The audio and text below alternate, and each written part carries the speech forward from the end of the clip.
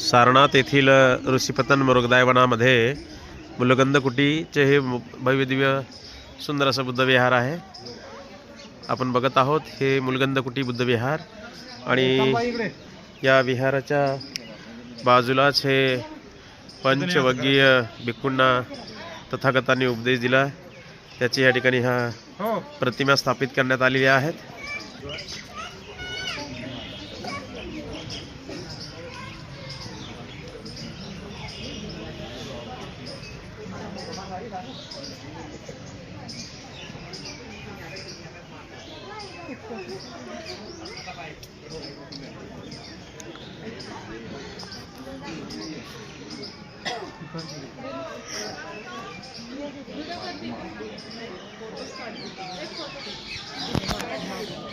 माझ्या पाठीमागे बघत आहात आपण ही भगवंताची मूर्ती आहे आणि भगवंताच्या समोर 5 पंचवग्गीय भिक्खू या ठिकाणी बसलेले आहेत।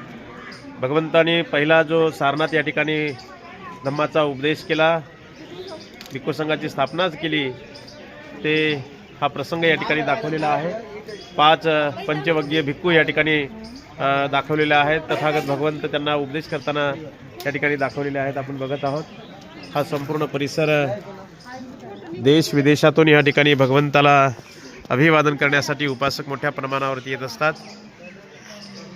आपण बघत आहोत बघा, हे देश विदेशातील उपासक या ठिकाणी अगदी श्रद्धेने मनोभावे या ठिकाणी भगवंताला अभिवादन करत असतात।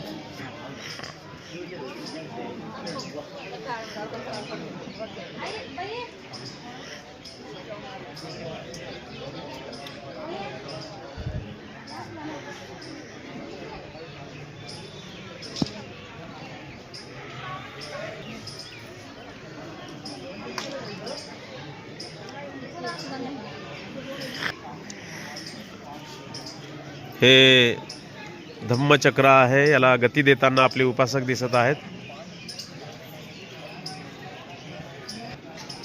हॅलो,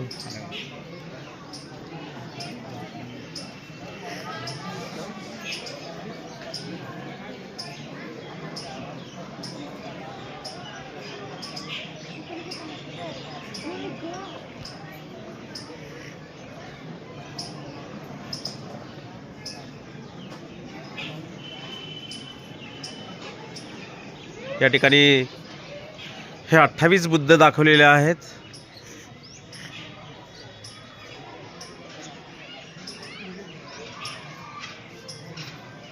हा बोधिवृक्ष आहे, अतिशय भव्य दिव्य हा बोधिवृक्ष।